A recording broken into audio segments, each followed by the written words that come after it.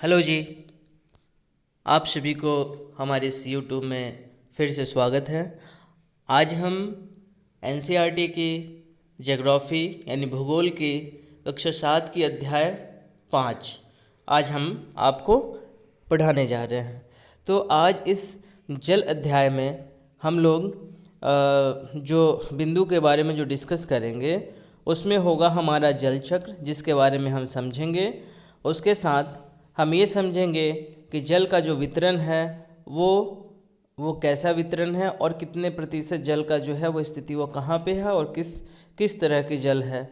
Okay, उसके बाद हम लोग पढ़ेंगे महासागरीय परिसंचरणा के बारे में, संचरण के बारे में। फिर हम देखेंगे जो समुद्र में जो तरंगे जो आती है वो किस कारण आती है, ठीक है। सुनामी किसे कहते हैं उसके बारे में हम पढ़ेंगे। उसके बाद सुनामी के कारण जो कुछ विनाश हुए, यदि समय मिलेगा तो उसके बारे में भी हम लोग डिस्कस कर लेंगे। जैसे कि 2004 में आई थी, ओके, हिंद महासागर में सुनामी, उसके बारे में दिसंबर 2004 में, जिसके कारण तमिलनाडु के तट पर काफ़ी विनाश हुआ था। उसके साथ हम लोग उसके बाद हम लोग पढ़ेंगे ज्वार भाटा के बारे में कि ज्वार भाटा क्यों उत्पन्न होती है और ज्वार भाटा से क्या होती है। फिर हम लोग पढ़ेंगे लास्ट में महासागरीय धाराएं के बारे में। तो ये महासागरीय धाराएं के बारे में ये हमारा अंतिम जो है वो बिंदु रहेगा इस अध्याय का।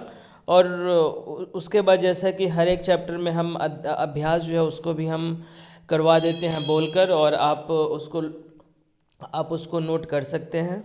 तो इस लॉकडाउन में अभी भी ये जो लॉकडाउन 4.0 चल रहा है, आप घर पे ही रहें, बाहर बेवजह के बाहर ना निकले, बेवजह की सफ़र ना करें। और यदि ये मेरा वीडियो आपको लास्ट में अच्छा लग रहा हो तो आप कमेंट ज़रूर करें, अपने दोस्तों के साथ शेयर भी ज़रूर करें। चलिए, तो हमें स्टार्ट करते हैं। जैसा कि हमने आपको बताया है कि एनसीईआरटी का जो बुक होता है एक तरह से समझिए कि सिलेबस होता है। तो आपको एक एक पॉइंट जो होता है इसमें अच्छे से पढ़ना होता है, ठीक है। तो एक एक लाइन, एक एक पॉइंट आप छोड़ नहीं सकते हैं। तो मैं बुक को पढ़ने स्टार्ट करता हूँ, ठीक है। जल के बारे में सोचने पर आपके मस्तिष्क में क्या चित्र बनते हैं? आप नदी, जलप्रपात, वर्षा की रिमझिम, अपने नल के जल के बारे में सोचने लगते हैं, ठीक है। वर्षा से भरे गड्ढे में कागज़ की नाव तैराकर हम बहुत खुश होते हैं। दोपहर तक गड्ढे में जमा जल फिर गायब भी हो जाता है। ये आप देखते होंगे कि जब बारिश की मौसम होती है तो काफ़ी सारे पानी इकट्ठे हो जाते हैं गड्ढे में, रोड पे, और कुछ समय के बाद, 2-4 दिन के बाद, 1 दिन के बाद, 2 दिन के बाद कम होता है, तो शाम के ही बाद वो वहाँ पे पानी दिखता नहीं है। तो आखिर ये जल कहाँ चला जाता है, ये एक सोचने वाली बात है बच्चों के लिए, ठीक है। जो बड़े हैं, जो कंपटीशन के लिए तैयारी कर रहे हैं, चाहे वो बीपीएससी हो, यूपीएससी हो, पीसीएससी हो, या कोई भी जनरल कंपटीशन हो, उन्हें तो मालूम होगा। बट जो छोटे बच्चे जो 7th क्लास में हैं, ओके, उनके दिमाग में ज़रूर ये क्वेश्चन आ रही हो कि आखिर के जल जाता कहाँ पे है। तो वो हम लोग यहाँ पे जल चक्र के में जानेंगे कि जो वर्षा की जो जल होती है, जब वो ज़मीन पे आती है, इकट्ठी होती है, फिर उसके बाद किस प्रोसेस से, किस विधि के द्वारा फिर वो वहाँ से गायब हो जाती है और कहाँ चली जाती है, और फिर से क्या होता है उसके बारे में हम लोग आगे इसमें डिस्कस करेंगे। तो सूर्य के ताप के कारण जल वाष्पित हो जाता है। आपने देखा है कि यदि आप किचन में आप जाओ, आप गैस को ऑन कर, चूल्हे को, उस पर आप पानी रख दो किसी कोई कंटेनर में, कोई अटेंसिल्स में, आप जब उसको गर्म करते हो तो आप क्या देखोगे, आफ्टर सम टाइम जब पानी जब गर्म हो जाता है टेम्परेचर, तो उससे वेपर जो होता है, पानी वेपर बनकर ऊपर की ओर निकलने लगता है, और उस समय वाटर क्या होता है, बॉयल करने लगता है। तो आपको मालूम होगा कि जो जल का जो बॉइलिंग पॉइंट होता है वो 100 डिग्री सेल्सियस होता है। तो जैसे ही 100 डिग्री सेल्सियस के ऊपर होता है तो जो पानी जो होता है वो वेपर बनकर ऊपर की ओर मूव करने लगता है। तो अब जहाँ तक आपको मालूम है कि जैसे ये गैस के चूल्हा पे हो रहा है, वैसे सूर्य की भी जो टेम्परेचर होती है उसमें भी काफ़ी गर्मी होती है। तो जब सूर्य की टेम्परेचर इकट्ठे हुए पानी पे पड़ती है तो उनका क्या होता है, उनके वाटर का जो टेम्परेचर होता है वो बढ़ते जाता है, और एक टाइम ऐसा आता है कि उस पानी का जो टेम्परेचर होता है 100 डिग्री सेल्सियस से भी ज़्यादा हो जाता है, और फिर उसके बाद वो वेपर बनकर ऊपर की ओर मूव करने लगती है और वो ख़त्म हो जाती है वहाँ से। अब इसके बाद ऊपर चली गई जलवाष्प, ठंडा होने पर जलवाष्प। आप देखिए, आप क्या कीजिए कि जैसे कि आपने गैस पे रख दिया कोई अटेंसिल, उसमें पानी रख दिया, ठीक है। कुछ समय के बाद आप देख रहे हैं कि वाष्प निकल रहा है। आप क्या कीजिए कि जैसे वाष्प निकल रहा है ना, तो थोड़ी हाइट पे आप, क्योंकि आप पास में मत रखिएगा, हाथ आपका जल जाएगा, ठीक है। थोड़ी ऊपर हाइट में आप कोई भी प्लेट को हाथ में पकड़ कर वास्प के सामने आप रखिए, हाथ को नहीं तो हाथ आपका जल जाएगा, ठीक है। Be careful, okay. या कोई आप वैसा चीज़ रखिए जो कि इंसुलेटर हो, प्लेट नहीं इंसुलेटर हो, उसको थोड़ा हाइट पर रखिए। देखिए क्या होगा कि वास्प नीचे से तो निकलेगा, लेकिन जब वो प्लेट में जब जाएगा, जो वास्प वहाँ पे टच होगा, वहाँ पे जैसे ही टेम्परेचर उसका कम होगा, फिर से वो जो वेपर होगा वो वाटर बनकर नीचे की ओर क्या होता है, मूव करने लगता है, ठीक है ना। तो ठंडे होने पर जल वाष्प संघनित होकर बादलों का रूप ले लेता है। ये थोड़ा सा लॉन्ग प्रोसेस है, उसमें होता है क्योंकि जैसे आप प्लेट जब रखते हैं तो ये जो वाष्प है पहले क्या होता है कि प्लेट में जाकर चिपकेगा, ठीक है। आप देखिएगा प्लेट में क्या होता है, एक लेयर बन जाता है वाटर का, और जैसे ही थोड़ा भी टेम्परेचर उसका फिर से हल्का बढ़ा तो फिर क्या होता है, वो जो वाटर ड्रॉपलेट, वो जो लेयर जो होता है जो प्लेट में देखिएगा लगा होगा वाटर का, वो धीरे धीरे ड्रॉप बनकर नीचे की ओर फिर टपकना स्टार्ट हो जाता है। तो यही है कि सूर्य के ताप के कारण जल क्या होता है, वाष्पित हो जाता है। फिर ठंडा होने पर जल वाष्प क्या होता है, संघनित कंडेंसेशन होकर वो बादल का रूप ले लेता है, और यहाँ से वर्षा, हिम अथवा सहिम वृष्टि के रूप में धरती या समुद्र पर नीचे गिरता है, ठीक है, हवा के कारण या टेम्परेचर के कारण। जिस प्रक्रम में जल लगातार अपने स्वरूप को बदलता रहता है और महासागरों, वायुमंडल एवं धरती के बीच चक्कर लगाते रहता है, उसको हम क्या करते हैं, जल चक्र कहते हैं। तो ये जो प्रोसेस है पूरा, इसी को हम जल चक्र बोलते हैं। आप यहाँ पे डायग्राम में देख सकते हैं। देखिए पहले क्या है, यहाँ पे पानी, यहाँ पे जल इकट्ठा हुआ, ठीक है, ये जल इकट्ठा हुआ यहाँ पे, फिर यहाँ पे सनलाइट पड़ा तो क्या हुआ, वाष्पीकरण हो गया। वाष्पीकरण के बाद फिर क्या हो गया, वाष्पीकरण के बाद फिर जो वाष्प था यहाँ पे ऊपर की ओर आ गया, ओके, इकट्ठा हो गया। अब यहाँ पे ऊपर इकट्ठा होने के बाद क्या हुआ, ये ऊपर यहाँ पे इकट्ठा होने के बाद यहाँ पे संघनन हो गया, ठीक है। अब संघनन के बाद क्या हो गया, यहाँ पे अब संघनन हो गया, तो इसके बाद अब क्या होगा, वर्षा होगा। अब यहाँ पे अब यहाँ पे वर्षा हो गया, ठीक है, वर्षण जिसको बोलते हैं। वर्षण के बाद फिर ये बहाव हो गया, और ये पुनः क्या हो गया, फिर से ये पानी यहाँ नीचे में आ गया। तो दैट इज़ कॉल्ड, इसको हम लोग क्या करते हैं, वाटर साइकिल इंग्लिश में बोलते हैं, जल चक्र भी हम इसे बोलते हैं, ठीक है। हमारी पृथ्वी थलशाला के समान है।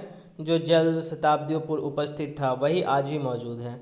जिस जल का प्रयोग आज हम हरियाणा के खेत में सिंचाई के लिए कर रहे हैं, हो सकता है कि वह सैकड़ों वर्ष पहले अमेजन नदी में बहता हो सकता है, बिल्कुल। क्योंकि वेपर जैसे वाटर है, ठीक है, जब ये बनेगा, ठीक है, तो वेपर क्या होता है, काफ़ी हल्का होता है, तो ये ऊपर की ओर उठने लगता है।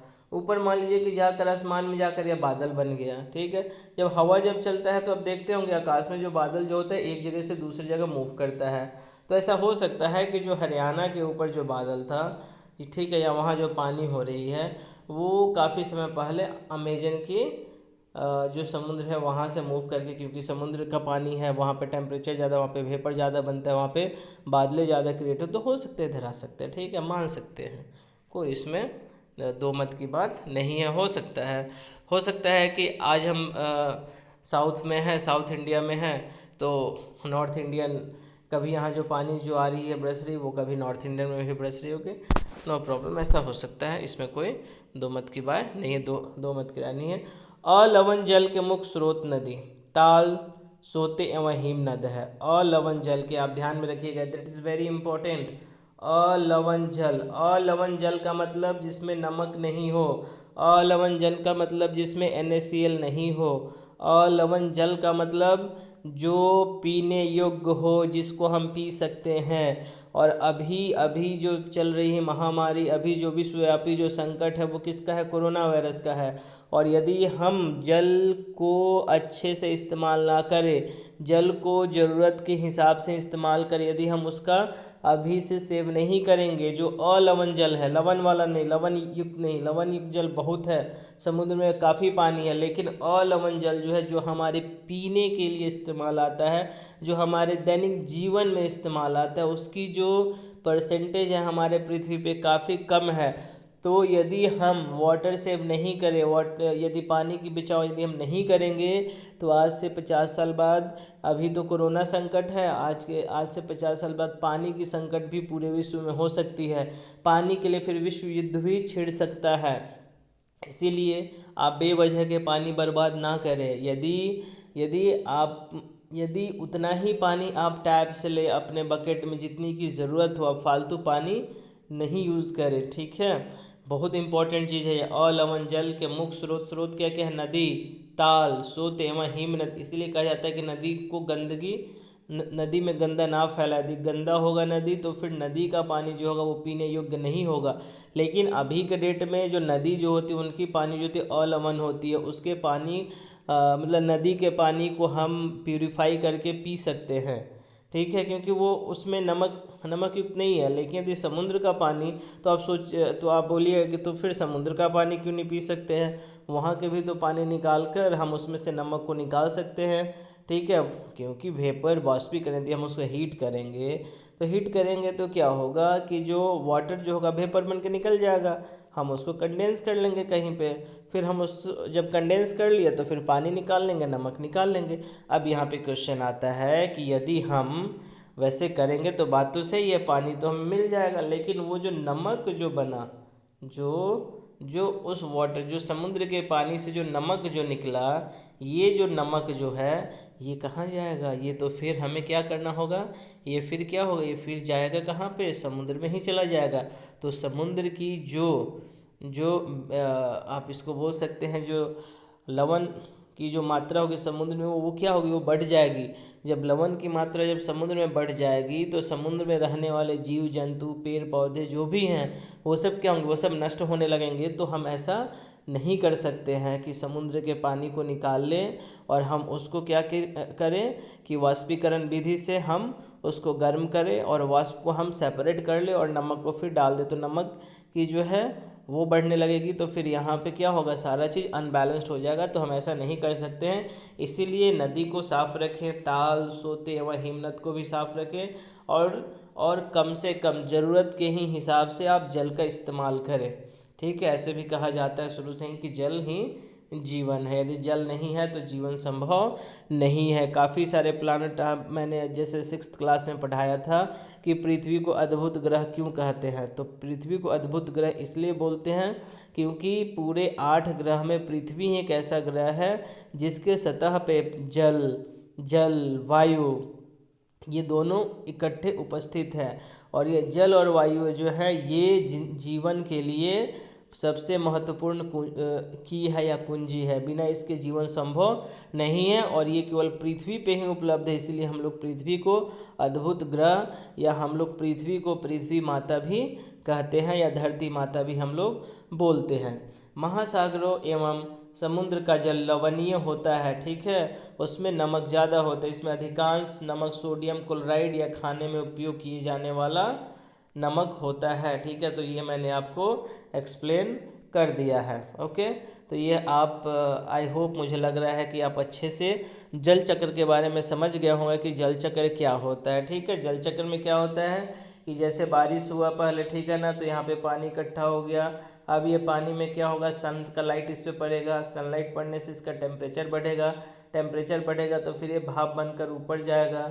जब ये ऊपर जाएगा तो फिर यहाँ पे क्या होगा? इसका टेम्परेचर धीरे धीरे क्या होगा? कम हो जाएगा ऊपर। यहाँ पे अब कंडेंस हो जाएगा।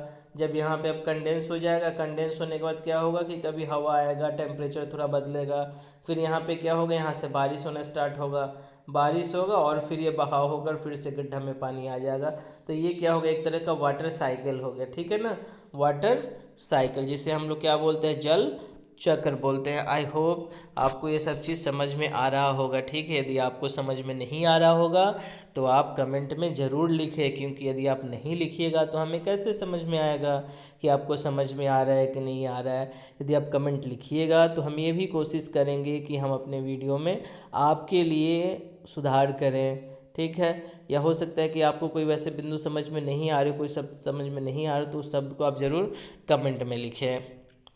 तो चलिए हम यहाँ पे अपने वर्ल्ड मैप को थोड़ा देखते हैं, समझते हैं, ठीक है, ओके। तो वर्ल्ड मैप को हम कोशिश करते हैं आपको दिखाने के लिए। थोड़ा सा आपको मोबाइल के अपने स्क्रीन को चेंज करना पड़ेगा, उसके लिए सॉरी, क्योंकि जो मेरे पास सुविधा है वो ऐसे ही है। तो आप देखिए यहाँ पे आप देख सकते हैं कि ये जितने भी ब्लू कलर वाला जो एरिया है, ठीक है, ब्लू कलर वाला जितना भी एरिया है, ओके, ये सब एरिया क्या है? ये सब एरिया पानी वाला एरिया है, ठीक है ना, ये सब वाटर वाला एरिया है। ओके। और ये तो लैंड है, आपको मालूम है हमारा प्यारा सा भारत देश यहाँ पे है, ठीक है। देखिए कितना प्यारा देश हमारा लगता है।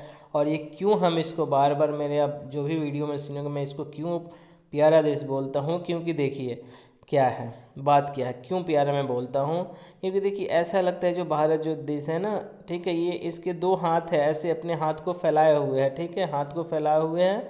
और ये देखिए, और इसके जो पैर है, ठीक है, पैर को क्या हिंद महासागर हमेशा धो रही है, ठीक है। कन्याकुमारी जो होता है, ये देखिए दोनों हाथ हो गया, ऊपर में सर हो गया, नीचे में पैर हो गया, और पैर क्यों हमेशा धोया जाता है। और आप सोच सकते हैं कि भारत हमारा महान क्यों है, किन के पैर धोए जाते हैं, घर में जो सबसे बड़े बुजुर्ग होते हैं, जो महान होते हैं।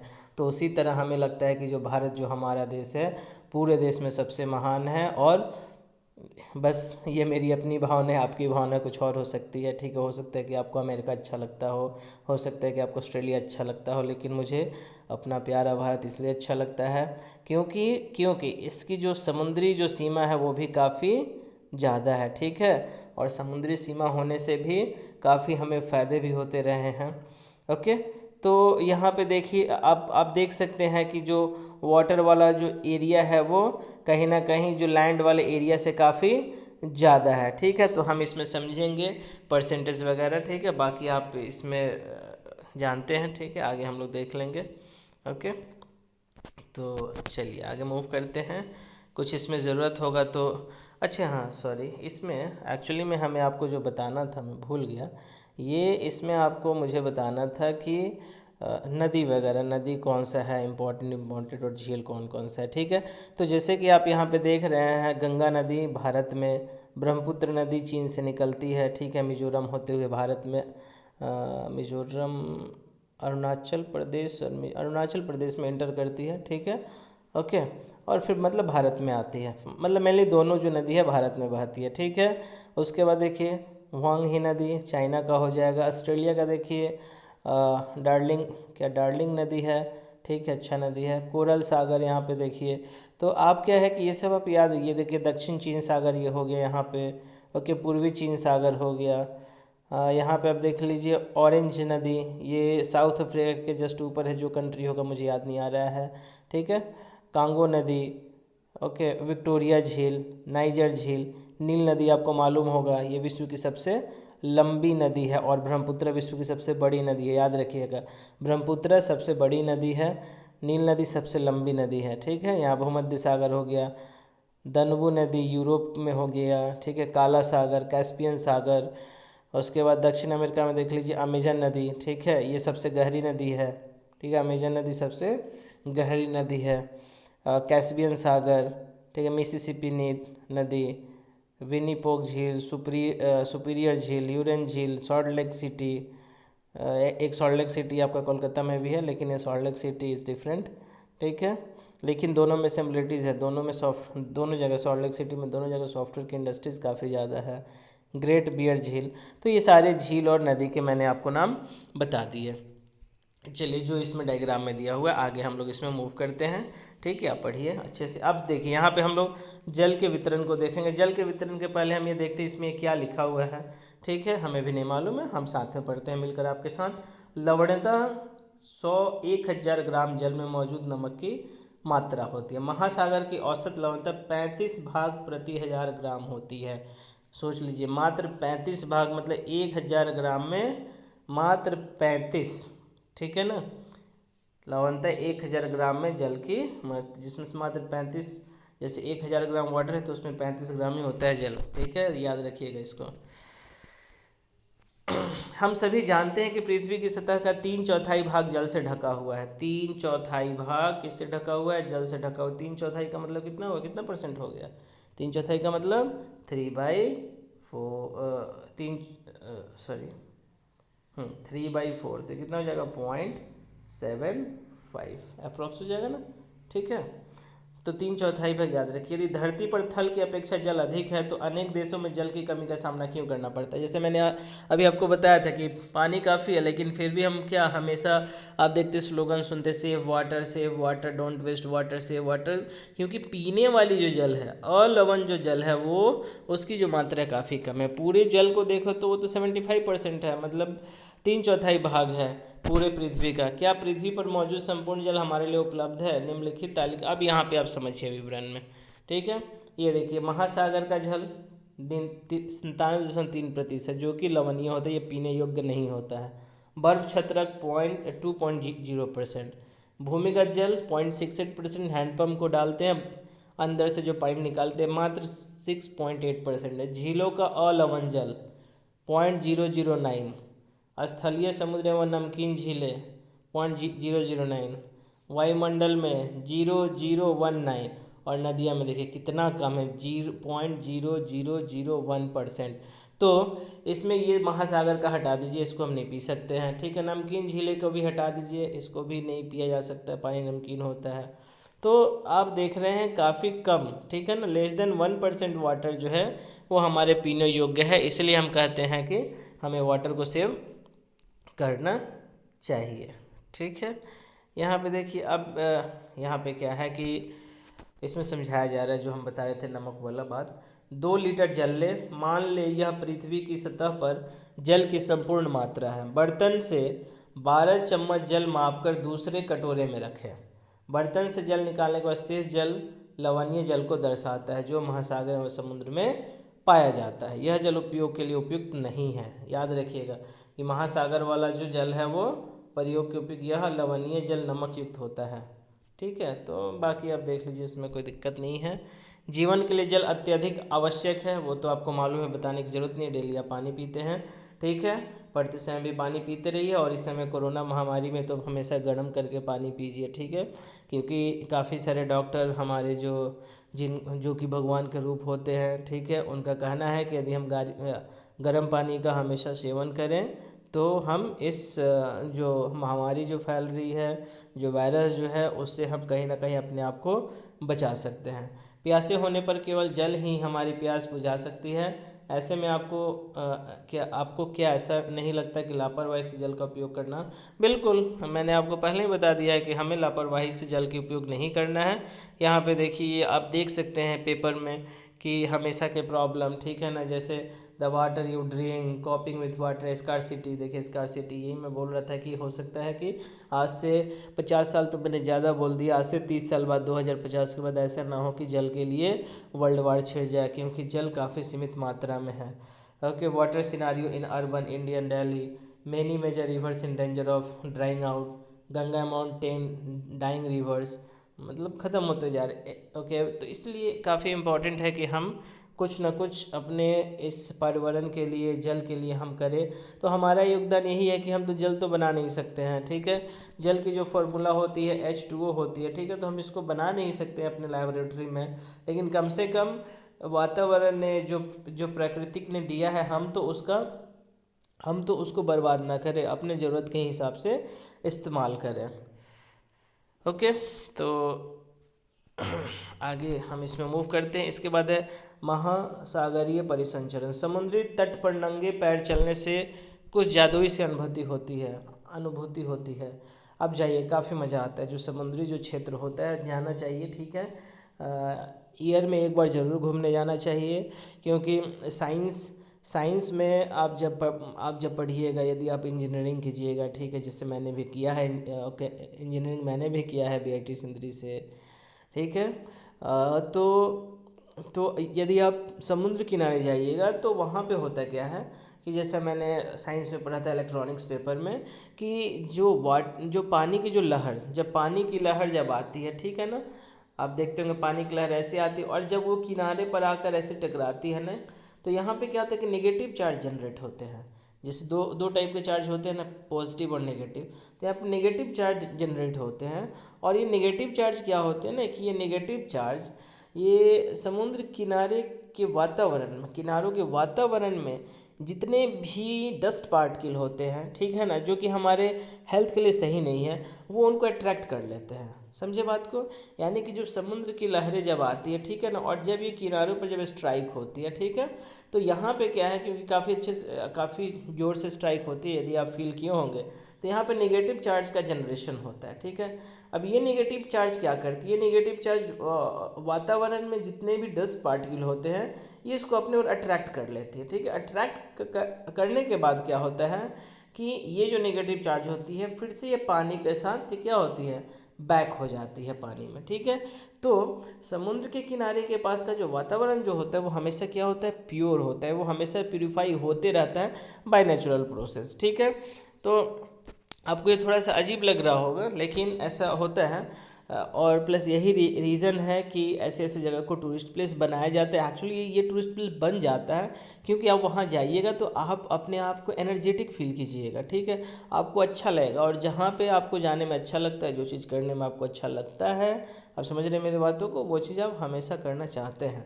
जैसे मान लीजिए कि यदि आप देखते होंगे वाटरफॉल के बारे में आप जानते होंगे, वाटरफॉल या वहाँ पे लोग काफ़ी जाते हैं। क्यों जाते हैं? वहाँ पे काफ़ी हाइट्स जो होता है, वाटर जो होता है नीचे की ओर आता है। ठीक है ना, और नीचे की ओर आता है और यहाँ पे जो पत्थर होते हैं उस पर आकर वो स्ट्राइक करता गिरता है। यहाँ पे क्या होता है कि नेगेटिव चार्ज जनरेट होते हैं।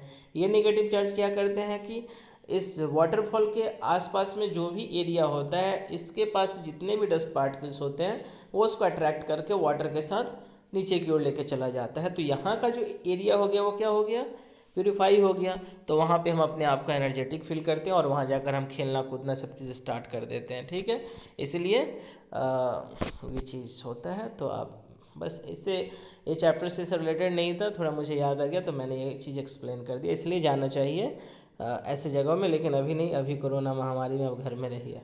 पुलिन पर नम बालू, ठंडी पवन, समुद्री पक्षी, वायु में लवणीय गंध व लहरों का संगीत सब कुछ सम्मोहित करने वाला प्रतीत होता है। ताल एवं झील के शांत जल के विपरीत महासागरीय जल हमेशा गतिमान रहता है, यह कभी शांत नहीं रहता है। महासागरों की गतियों को इस प्रकार वर्गीकृत कर सकते हैं, जैसे तरंग हो गए, ज्वार भट्टा हो गया, और धाराएँ हो गए। आप कभी जाइए समुद्र किनारे तो आपको फील होगा कि बिल्कुल वहाँ का जो वेदर जो होता है, ठीक है ना, सॉरी, जो वाटर जो होता है वो हमेशा फ्लो करते रहता है। ठीक है, मैं कोशिश करता हूँ मैं आपको दिखाने के लिए इसका वीडियो एक छोटा सा।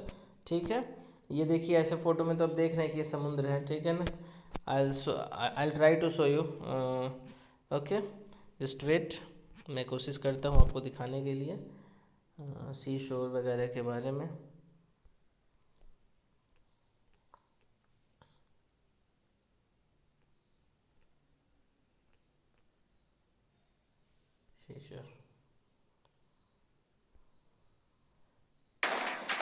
सॉरी, देखिए शुभ मंगल ज्यादा सावधान, सिर्फ Amazon प्राइम वीडियो पर।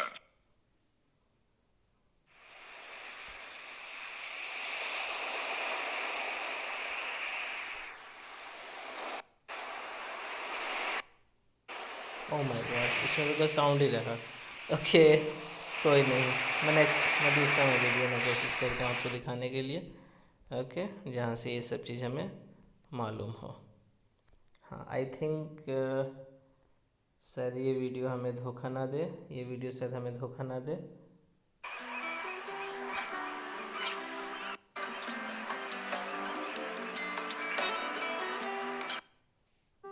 देखिए, तो ये जो है समुद्र की जो लहरें हैं या जो महासागर की जो पानी है वो कभी भी शांत नहीं रहती है। ठीक है ना, इस वीडियो में आपको क्लियर दिख रहा है। चलिए, मैं ज़्यादा इसमें समय बर्बाद नहीं करूँगा आपका। ठीक है, हम मूव करते हैं। ओके, तो थोड़ा थोड़ा ये भी सब चीज़ देखना चाहिए। ठीक है, तो चलिए इसमें हम आगे की ओर मूव करते हैं। ये प्रशांत महासागर का चित्र है। अब चलिए, इसके बाद है तरंगे। ठीक है, तो हमने अभी आपको दिखाया भी वीडियो में तरंगे। समुद्र तट पर गेंद से खेलते समय जब गेंद जल में गिर जाता है तो क्या होता है। यह दृश्य बहुत ही मनोरंजक होता है कि कैसे तरंग के साथ गेंद तट पर वापस लौट आती है। आप देखे होंगे जो समुद्र में होता है पानी, क्योंकि बाहर आता है अंदर जाता है, फिर बाहर आता है पानी अंदर जाता है, तो यदि आप बॉल फेंक तो अंदर नहीं जाएगा, अंदर बाहर अंदर ऐसे होते रहता है। जब महासागरीय सतह पर जल लगातार उठता और गिरता रहता है तो इन्हें क्या कहते हैं, तरंग कहते हैं, यानी ऐसे ऐसे ऐसे, दैट इज़ कॉल्ड वेव। इसको इंग्लिश में क्या बोलते हैं, वेव। इसी को हम क्या बोलते हैं, तरंग। ठीक है, ऐसे आते रहता है पानी हमेशा। ठीक है ना, ऊपर नीचे ऐसे, लाइक दिस। तो ये हो गया तरंग। डेफिनेशन आप याद रखिए, नोट कीजिए। ठीक है, वीडियो पॉज कर करके। तूफान में तेज वायु चलने पर विशाल तरंगें उत्पन्न होती है और इसके कारण अत्यधिक विनाश हो सकता है। भूकंप, ज्वालामुखी उद्गार या जल के नीचे भूस्खलन के कारण महासागरीय जल अत्यधिक विस्थापित होते हैं। इसके परिणाम स्वरूप 15 मीटर तक की ऊंचाई वाले विशाल ज्वारीय तरंग उठ सकती है, जिसे हम लोग क्या कहते हैं, सुनामी कहते हैं। ये इंपॉर्टेंट है, ठीक है ना, हमेशा आते रहता है सुनामी। और तो आप इसको याद रखिए। इसमें क्या होता है कि 15 मीटर तक, 15 मीटर काफ़ी लंबी हो जाती है, तो इसके परिणाम से 15 मीटर तक की ऊंचाई वाली विशाल ज्वारीय तरंग उठ सकती है, जिसे सुनामी कहते हैं। तो ऑब्जेक्टिव आ सकता है कि सुनामी जो होता है वहाँ पे मिनिमम कितने मीटर की हाइट तक जब जल उठती है तो उसको सुनामी कहते हैं, तो 15 मीटर। अब तक का सबसे विशाल सुनामी कितना है, 150 मीटर मापा गया था, सोच लीजिए। ये तरंगे 700 किलोमीटर प्रति घंटा से अधिक की गति से चलती है। 700 किलोमीटर प्रति घंटा। आप विश्वास नहीं कर सकते हैं 700 किलोमीटर प्रति घंटा कितनी स्पीड हुई, बहुत ज़्यादा हो गई, ठीक है। बुलेट ट्रेन से भी हाई स्पीड, ठीक है। सब चीज़ को बर्बाद करके तहस नहस करके ये चला जाएगा, और चला भी जाता है। 2004 के सुनामी से भारत के तटीय क्षेत्रों में अत्यधिक विनाश हुआ था। सुनामी के बाद अंडमान और निकोबार द्वीप समूह में इंदिरा पॉइंट डूब गया था। मैं अपने बाकी भी वीडियो में बताया हूँ कि जो हमारा जो दक्षिणतम जो बिंदु है, जो दक्षिण साउथ वाला जो बिंदु है, वो कौन सा बिंदु है, इंदिरा पॉइंट है, ठीक है। लेकिन 2004 में जो सुनामी आई थी उसके बाद से ये जो इंदिरा पॉइंट है वो क्या है, वो पानी में डूब चुका है, लेकिन है हमारा ही है वो भी, ठीक है, पानी के अंदर है। तो ये है आपका सुनामी पृथ्वी का तांडव, जो 26 दिसंबर 2004 को आया था। काफ़ी इससे बर्बादी हुई थी, ठीक है। यह सुनामी लगभग 800 किलोमीटर प्रति घंटा के रफ्तार से आया था। आप सोच सकते हैं कि कितनी स्पीड होगी, जो वहाँ पे सामने होगा उसको लेते हुए वो चला जाएगा, ठीक है। हिंद महासागर के कुछ द्वीप पूर्णतः डूब गए। भारतीय सीमा का दूर दक्षिण बिंदु इंदिरा पॉइंट, जो अंडमान निकोबार द्वीप समूह में स्थित, पूरी तरह से डूब गया। जब जब सुमात्रा से भूकंप के अधिक केंद्र से तरंग सुमात्रा की तरफ से अंडमान द्वीप समूह और श्रीलंका की ओर बढ़ी, तरंगे की लंबाई कम हो गई। जल की गहराई भी कम होने के साथ इनकी गति 700 से 900 किलोमीटर से 70 किलोमीटर प्रति घंटा कम हो गई। समुद्र तट से सुनामी तरंगें 3 किलोमीटर तक की गहराई तक गई, जिसके परिणाम स्वरूप 10,000 से भी अधिक लोगों की मृत्यु हो गई। तो ये काफ़ी दुख भरा घटना हुआ था, और ऐसा होते रहता है, ठीक है। तो और प्लस इसके लिए अभी तक कोई भी वैसा नहीं है कि कैसे अपने आप को प्रोटेक्ट कर सकते हैं। उपाय यही है कि हम समुद्र किनारे सिटीज़ वगैरह डेवलप नहीं करें, उससे दूर करें, लेकिन समुद्र किनारे ट्रांसपोर्टेशन के हिसाब से काफ़ी सही होता है। वहाँ पे संसाधन जो होते हैं वो काफ़ी मिल जाते हैं, ठीक है। तो इसीलिए मजबूरी है कि हम वहाँ पे बस जाते हैं, क्योंकि वहाँ पे काफ़ी चीज़ें फ़ायदे भी हैं लेकिन नुकसान है। सुनामी के कारण एक पूरा का पूरा शहर, आप अक्सर सुनते होंगे जो वाइजैग है, वाइजैग में हमेशा इस तरह की घटना होते रहती है। अब इसके बाद है ज्वार भाटा। ज्वार भाटा के बारे में हम इसको पढ़ लेते। दिन में 2 बार नियम से महासागरीय जल का उठना, जैसे मैंने आपको दिखाया था वीडियो में, दिन में 2 बार महासागरीय जल का उठना व गिरना क्या कहलाता है, ज्वार भाटा कहलाता है। जब सर्वाधिक ऊंचाई तक उठकर जल तट के बड़े हिस्से को डुबो देता है तब उसे ज्वार कहते हैं। जब जल अपने निम्नतर स्तर तक आ जाता है एवं तट से पीछे चला जाता है तो उसे भाटा कहते हैं। इसलिए दोनों मिलाकर क्या हो जाता है, ज्वार भाटा। अब यहाँ पे देखिए ज्वार भाटा कब सबसे ज़्यादा होता है, ये इम्पोर्टेंट है, ठीक है, ये समझना आपके लिए इम्पोर्टेंट है। ओके, तो निम्न कब होगा ज्वार भाटा, लघु यानी छोटा, जब सूर्य और पृथ्वी के बीच में नहीं, चंद्रमा जो यहाँ पे जब ये 90 डिग्री होगा तब ऐसे, ठीक है, ये आप ध्यान में रखिए। बृहत कब होगा ज्वार भाटा, या तो ये तीनों का तीनों एक डायरेक्शन में रहेंगे तो बृहत होगा, ठीक है, या ये भी वाले केस में सबसे ज़्यादा ज्वार भाटा होगा। और काफ़ी उस समय लहर जो होती है तेज होती है, और जनरली ये शाम के समय में होता है।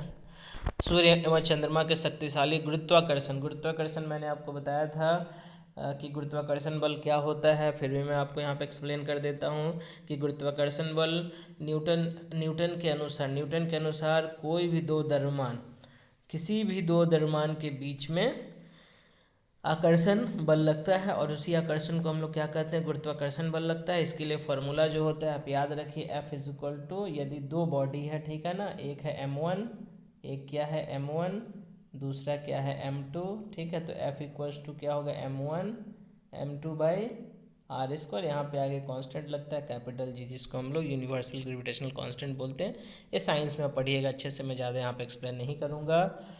बल कारण पृथ्वी के सतह पर ज्वार भट्टे आते हैं। जब पृथ्वी का जल चंद्रमा के निकट होता है उस समय चंद्रमा के गुरुत्वाकर्षण बल से जल अभिकर्षित होता है, जिसके कारण उच्च ज्वार आते हैं। पूर्णिमा एवं अमावस्या के दिन में सूर्य, चंद्रमा एवं पृथ्वी तीनों एक सीध में होते हैं। ठीक है, याद रखिएगा, पूर्णिमा एवं अमावस्या के दिनों में सूर्य, चंद्रमा एवं पृथ्वी तीनों एक सीध में होते हैं और इस समय सबसे ऊंचे ज्वार उठते हैं। इस ज्वार को बृहद ज्वार कहते हैं। लेकिन जब चांद अपने प्रथम एवं अंतिम चतुर्थांश में होता है तो चांद एवं सूर्य का गुरुत्वाकर्षण बल विपरीत दिशाओं से महासागरीय जल पर पड़ता है। परिणाम स्वरूप निम्न ज्वार भाटा आते हैं। ऐसे ज्वार को लघु ज्वार भाटा कहते हैं। उच्च ज्वार नौ संचालन में सहायक होता है। याद रखिएगा, उच्च ज्वार नौ संचालन में सहायक होता है। ये जल स्तर को तट की ऊंचाई तक पहुंचाते हैं। ये जहाज को बंदरगाह तक पहुंचाने में सहायक होते हैं। ठीक है, उच्च ज्वार मछली पकड़ने में भी मदद करते हैं। उच्च ज्वार के दौरान अनेक मछलियां तट के निकट आ जाती है। इसके परिणाम स्वरूप इसके फल से मछुआरे बिना कठिनाई के उन्हें मछलियां पकड़ लेते हैं। तो याद रखिएगा, ये सब चीज़ें काफ़ी छोटी चीज़ें हैं, इंपॉर्टेंट है, क्योंकि दे सकता है ऑब्जेक्टिव में कि उस द्वार के दौरान मछुआरों को मछलियाँ पकड़ने में आसानी होती है, कठिनाई होती है। तो आसानी होती है क्योंकि मछलियाँ जो होती है जैसे उच्च ज्वार आता है तो वो तट के निकट आ जाती हैं और आराम से उसे पकड़ा जा सकता है। कुछ स्थानों पर ज्वार भाटे से होने वाले जल के उतार चढ़ाव का उपयोग विद्युत उत्पन्न करने के लिए किया जाता है, जिसको हम लोग आई थिंक टाइडल एनर्जी बोलते हैं। ठीक है, टाइडल एनर्जी बोलते हैं। तो अच्छा है, क्योंकि टाइडल एनर्जी है वो रीन्यूएबल एनर्जी है। और आप जान रहे हैं कि जो मतलब इकोनॉमी, जैसे आपने सुना होगा ये पेरिस वाला जो संधि था, पेरिस वाले संधि में क्या बोला गया है कि 2032 तक हम लोग कार्बन का जो उत्सर्जन है वो उसमें हम लोग 20 से 25% की कटौती करेंगे। तो कार्बन का उत्सर्जन होता कब है? जब हम लोग फॉसिल फ्यूल्स को जलाते हैं इंडस्ट्री में, मतलब फॉसिल फ्यूल्स का यूज़ करते हैं या तो पावर प्रोडक्शन में या इंडस्ट्री में। तो फॉसिल फ्यूल्स से क्या होता है, कार्बन का उत्सर्जन ज़्यादा होता है। कार्बन के उत्सर्जन के कारण क्या होता है, CO2 का जो प्रोडक्शन होता है वो ज़्यादा होता है।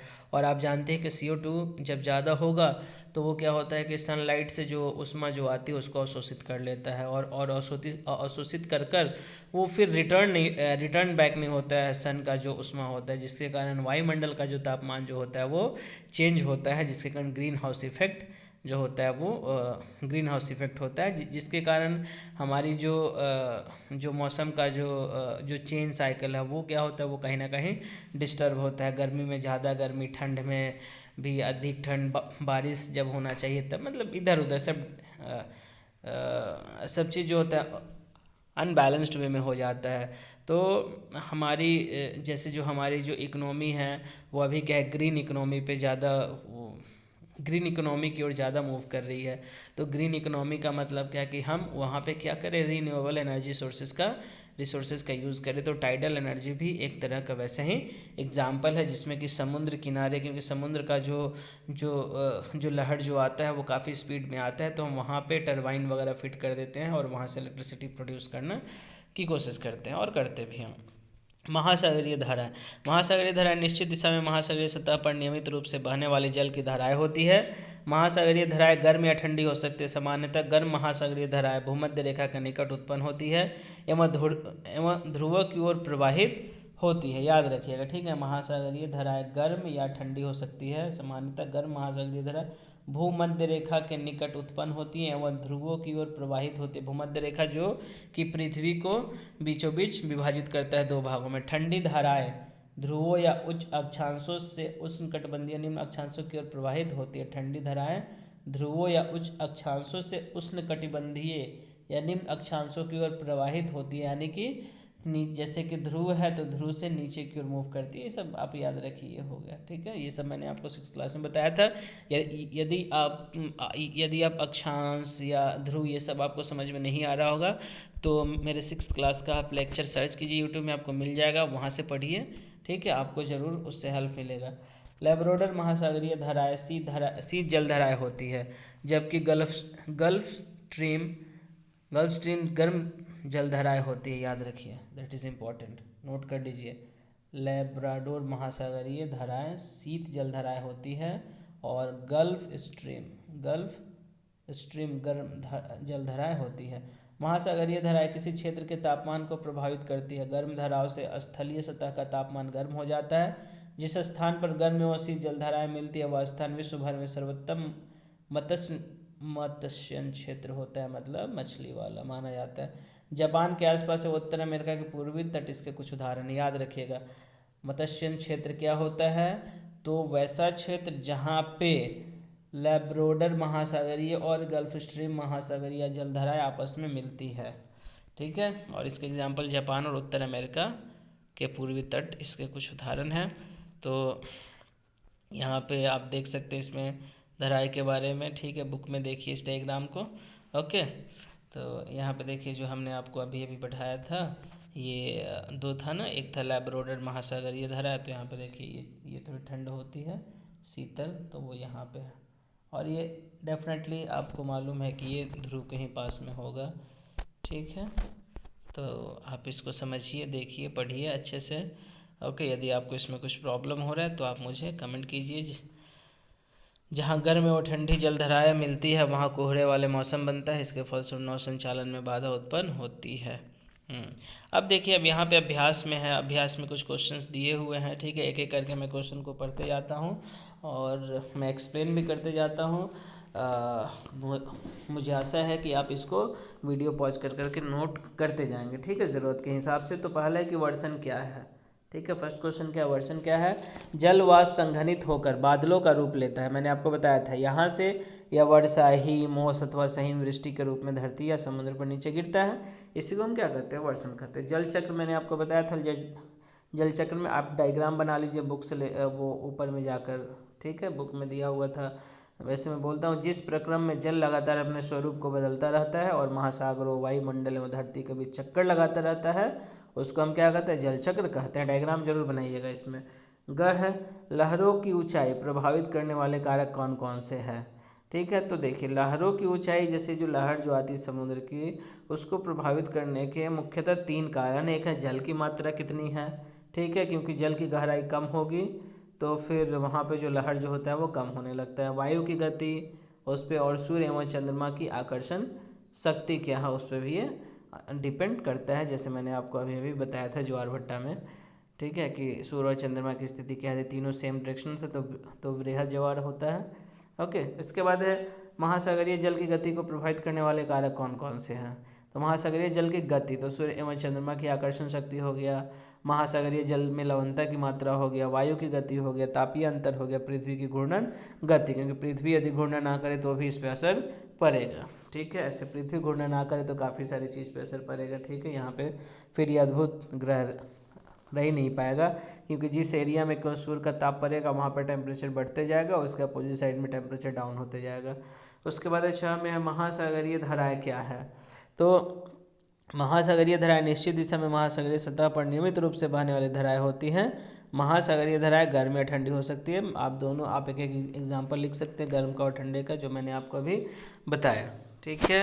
अब इसके बाद क्या है कि मैंने आपको ये सब चीज़ बताई दिया। कारण बताइए, समुद्री जल नमकीन क्यों होते हैं। तो मैंने आपको बताया था कि समुद्री जल में जो NaCl जो होता है वो ज़्यादा होता है, जिसके कारण, ठीक है। तो पहला ये हो गया कि अधिकांश नमक सोडियम क्लोराइड या खाने के उपयोग में किए जाने वाला नमक होता है, जिसके कारण समुद्री जल जो होता है नमकीन होता है। समुद्र के जल में लवणता की मात्रा अधिक होती है। समुद्र के में जल का नियमित रूप से भारी मात्रा में वाष्पीकरण होता है, किंतु लवणीय पदार्थों का वाष्पीकरण न हो सकने के कारण ये समुद्र में नियमित रूप से बने होते हैं, और इसी कारण ये इनकी जो लवणता है वो निरंतर बढ़ती रहती है। जल की गुणवत्ता का ह्रास हो रहा है। तो क्यों हो रहा है ह्रास, तो आपको मालूम है फैक्ट्रीज वगैरह जो है उनके जो अपशिष्ट जो पदार्थ है वो हम लोग क्या कर रहे हैं, नदी में डाल दे रहे हैं, और वो नदी का पानी फाइनली कहाँ है, तो समुद्र में जाता है। तो जल की जो गुणवत्ता है उसका तो ह्रास होगा ही। मनुष्य के क्रियाकलापों से काफ़ी मात्रा में जल प्रदूषित हो रहा है। उद्योगों से निकलने वाले रसायन युक्त जल के विभिन्न जलाशय में मिलने से जल की गुणवत्ता का ह्रास हो रहा है। घरों से निकलने वाले प्रदूषित जल के विभिन्न जलाशयों में मिलने से भी जल की गुणवत्ता का ह्रास हो रहा है, ठीक है। इसके बाद अब देखिए यहाँ पे ऑब्जेक्टिव क्वेश्चन आंसर आ गया, ठीक है। तो हम लोग इसको भी देख लेते हैं, ठीक है ना, ऑब्जेक्टिव क्वेश्चन आंसर जो भी है। तो यहाँ पे आप देखिए पहला क्वेश्चन क्या है कि वह प्रक्रम जिसमें जल लगातार अपने स्वरूप को बदलता रहता है और महासागर वायुमंडल एवं स्थल के बीच चक्कर लगाता रहता है, उसे क्या कहते हैं? तो इट्स वेरी सिंपल, उसे क्या जल चक्र कहते हैं। सामान्यतः गर्म धाराएं उत्पन्न होती है। तो गर्म धाराएं, आप दिमाग लगाइए कि ध्रुव के निकट होगा, भूमध्य रेखा के निकट, दोनों से कोई। तो आप सोचिए, मैंने आपको बताया था 6th क्लास में कि यदि ये पृथ्वी है, ठीक है ना, पृथ्वी का भूमध्य रेखा है, यहाँ पे होता है उष्णकटिबंधीय, यहाँ से नीचे तक, ठीक है, यहाँ से 0 से लेकर 23.5 डिग्री, 0 से लेकर 23.5 डिग्री, ये होता है उष्ण। और मैंने आपको बताया था कि ये वाले एरिया में सूर्य की जो रोशनी होती है वो डायरेक्ट पड़ती है। तो जब सूर्य की रोशनी जब डायरेक्ट पड़ेगी तो यहाँ पर टेम्परेचर ज़्यादा होगा, टेम्परेचर ज़्यादा होगा तो यहाँ ही गर्म महासागरीय धाराएं जल उत्पन्न होगी। तो आंसर क्या हो जाएगा? भूमध्य रेखा के निकट, ठीक है। उसके बाद है दिन में 2 बार नियमित नियम से महासागरीय जल का उठना है वह गिरना क्या कहलाता है? तो अभी मैंने आपको लास्ट टॉपिक पढ़ाया था, ज्वार भाटा कहलाता है, ठीक है। अब इसके बाद देखिए यहाँ पे क्या है कि इसको मैच द फॉलोइंग करना है, ठीक है, कि कैस्पियन सागर